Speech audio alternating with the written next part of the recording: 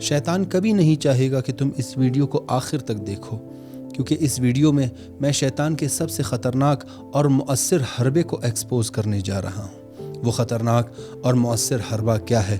آئیے دیکھتے ہیں۔ شیطان کبھی بھی تم سے زبردستی گناہ نہیں کرواتا، بلکہ وہ گناہ کو پرکشش اور خوبصورت کر کے پیش کرنے کی کوشش کرتا ہے۔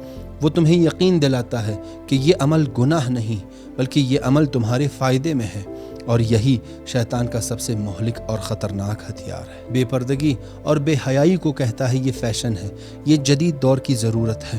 اپنی شخصیت کو ظاہر کرنا کوئی گناہ نہیں، بلکہ خود اعتمادی ہے، اور اس طرح حیا کو پرانی سوچ اور بے حیائی کو نئی سوچ بنا کر پیش کرتا ہے۔ حرام رشتے اور ناجائز تعلقات کو کہتا ہے یہ محبت اور عشق ہے، اور عشق دلوں کو جوڑتی ہے، اور دلوں کو جوڑنا کوئی جرم نہیں، اور اس طرح اس ناجائز تعلق کو ایک رومانوی کہانی بنا کر پیش کرتا ہے۔ حرام کمائی کو کہتا ہے یہ ہوشیاری ہے، چونکہ زمانہ چالاک ہے اور سب کر رہے ہیں، لہٰذا تمہیں بھی پیچھے نہیں رہنا چاہیے، اور اس طرح بددیانتی کو کامیابی کے طور پر پیش کرتا ہے۔ غیبت کو کہتا ہے کہ میں برائی نہیں کر رہا اور جھوٹ نہیں بول رہا، بلکہ حقیقت کو بیان کر رہا ہوں، اور اس طرح زہر کو نصیحت کا لباس دے دیتا ہے۔ ڈراموں، فلموں، نیٹ فلکس اور سوشل میڈیا کو کہتا ہے یہ ریلیکسیشن ہے اور دماغ کے لیے ضروری ہے، اور اس طرح انسان کو عبادت کے وقت توجہ نہ دینے کا بہانہ دے دیتا ہے۔ والدین کی نافرمانی کو کہتا ہے کہ یہ میری زندگی ہے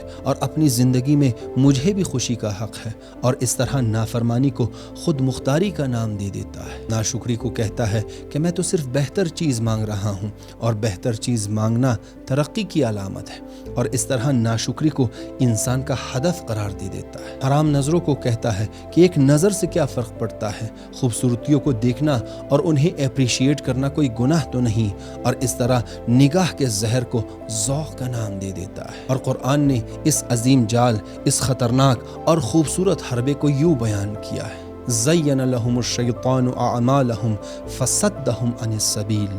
شیطان نے ان کے اعمال کو ان کے لیے خوبصورت اور آراستہ کر کے پیش کر دیا، اور انہیں سیدھے راستے سے روک دیا۔